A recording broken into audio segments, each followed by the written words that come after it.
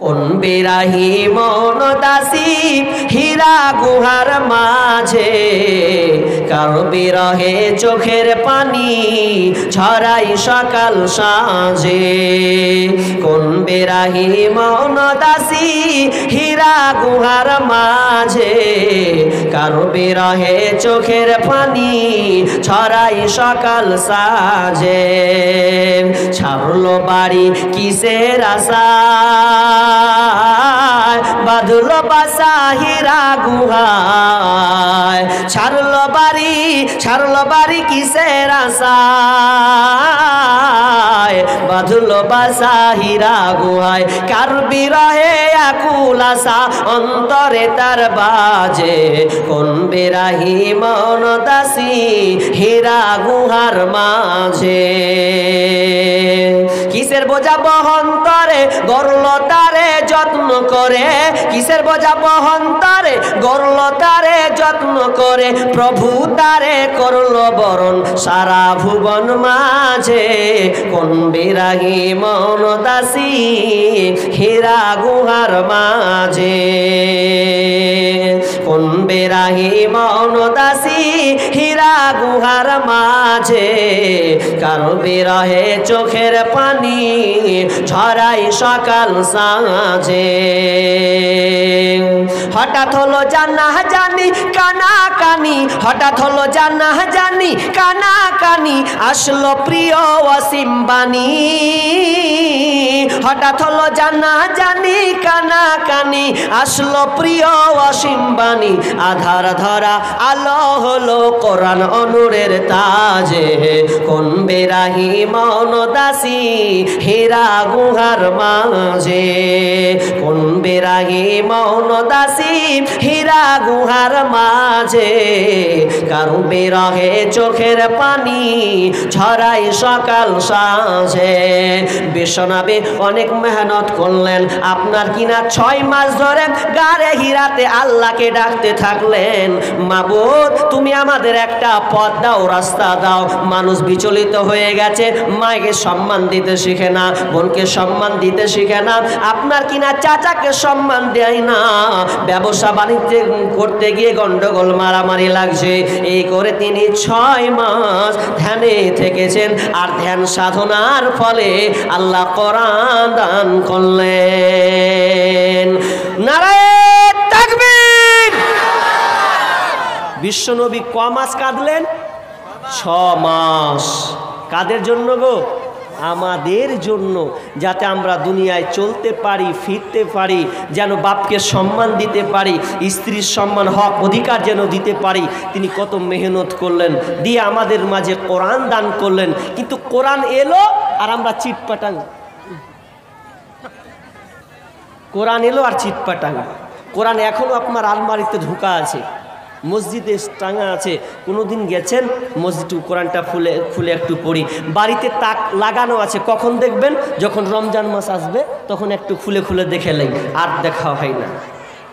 মুঝে কো ফাওয়ালো মুসাফির না সমঝো, मैं आया नहीं हूँ बुलाया गया हूँ। मुझे को फवालो मुसाफिर न समझो, मैं आया नहीं हूँ बुलाया गया हूँ। एक मुसाफिर बुला के सताया गया हूँ, मैं रोया नहीं हूँ रुलाया गया हूँ। मुझे को फवालो मुसाफिर न समझो, मैं आया नहीं हूँ बुलाया गया हूँ।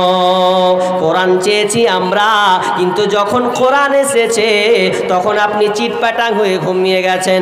কোরআন আলো, কোরআন বলছে তোমরা আমাকে আমাকে চেয়েছো, আমি নিজে থেকে আসি নাই। তোমরা শান্তি চাইবে বলে, তোমরা সোজা পথ চাইবে বলে, তোমরা নিষ্কৃতি পাবে বলে আল্লাহর কাছে তোমরা চেয়েছো। আল্লাহ তোমাদেরকে আজকে কোরআন দান করেছে, আর তোমরা চিটপাটাং হয়ে ঘুমিয়ে গেলে। এটা কি সম্মান দেওয়া হলো না অসম্মান করা হলো? আপনার বাড়িতে একটা মেহমান এসেছে, তো মেহমান কি করে? আসে, বেড়াতে আসে, আপনি খেতে দেন, দুটা খাবে, আবার চলে যাবে। তখন আপনার বাড়িতে ধরেন আমি আপনার মেহমান, আমি মুর্শিদাবাদ থেকে এসেছি, আপনি বলেন যে হুজুর এইদিকে জালসা করতে আসলে আমার বাড়িটা একটু আসিয়েন, দেখে যান। আমি এলাম, আপনার বাড়িতে ঢুকলাম, ঢুকার পর দাঁড়িয়ে আছি, বসতেও বলে না, কিছুই বলে না। বসতে তো দূরে, বসতে তো দিলেই না, যে খেতে দিতে হবে, যে একটু খান, কিছু নাস্তা পান করেন, এগুলো যদি না দেন তাহলে সম্মান করা হলো না অসম্মান করা হলো? অসম্মান। ঠিক তেমনি ভাবে কবি বলছে যে তোমরা কোরআনকে চেয়েছো, তার কাছে কিছু নেবে, কিন্তু তোমরাই হুটে যাচ্ছ, ডেকে আবার পিছু পা হয়ে যাচ্ছ। তাহলে এর চাইতে লজ্জাজনক আর কি আছে? তাহলে কোরআনে যে ধারা বর্ণনা করেছি মানবো তো ইনশাআল্লাহ? মানবো ইনশাআল্লাহ। দেখি কতটা মানেন, পরে খোঁজ নিয়ে দেখবো। মোবাইলের নাম্বার আছে আমার কাছে, খোঁজ নিয়ে দেখবো। কি নাম্বার 1, قل تعالوا أتلوا ما حرم ربكم عليكم ألا تشركوا به شيئا। नबी है আপনি আমার গোলামদেরকে জানিয়ে দেন, নবী আপনি আপনার উম্মতিদেরকে বলে দেন, কুল তাআলাউ আতলু মা হাররামা রাব্বুকুম আলাইকুম, যিনি যেগুলোকে হারাম করেছেন তাদেরকে আপনি তেলাওয়াত করে একটা একটা করে তাদেরকে শুনিয়ে দেন। আল্লাহ তুশরিকু বিহি শাইআ, 1 নম্বর তারা যেন আল্লাহর ইবাদত করতে গিয়ে অংশীদার স্থাপন না করে। আমার ইবাদত করতে গিয়ে, আমাকে ডাকতে গিয়ে সে যেন পার্টনারশিপ না লাগিয়ে নেয়। তাহলে আল্লাহকে 1 নম্বর কি বললাম? আল্লাহকে ডাকতে গিয়ে কি করা যাবে না? অংশীদার স্থাপন করা যাবে না। কারণ আল্লাহ একক। সূরা ইখলাসটা দেখবেন, তার তাফসীরগুলো খুলে দেখবেন যে আল্লাহ একজন। আল্লাহকে, আল্লাহর ইবাদত করতে গিয়ে আপনি দ্বিতীয় সমকক্ষ আপনি নিতে পারবেন না। এক কথায় পার্টনারশিপ যাকে বলা হয়। কারণ শিরিক কত ভয়াবহ জটিল পাপ। আপনাকে আমি 2টা তথ্য দেব, আমার ব্রেন থেকে 2টি উদাহরণ আপনাকে আমি দেব যে কত মারাত্মক শিরক, কত কাবিরা গুনাহ, যে আপনি যদি গুনাহ করে, শিরিক করে যদি আপনি মারা যান তাহলে আপনার জান্নাত নসিবে হবে না। পৃথিবীতে অনেক আমল আছে, যে আমল পাপ আছে, যে পাপগুলো করলে আল্লাহর দয়া হলে আপনাকে জান্নাত দিয়ে দিতে পারে, কিন্তু আপনি যদি শিরিক করে মারা যান তাহলে আল্লাহ আপনাকে জান্নাত দেবে না। তো আজকে আমাকে তো শিরিক জানতে হবে। কেন? কারণ শিরিক করলে আল্লাহর সাথে সম্পর্কটা দূরত্ব হয়ে যায়, কেটে যায়। কিভাবে কাটে? আচ্ছা, বিয়ে কে কে করেছেন? কতটি লোক বিয়ে করেছেন এখানে? হাত তুলেন তো দেখি, কতটি বিয়ে করেছেন? কই? বিয়ে পড়িয়ে দেবো আজকে।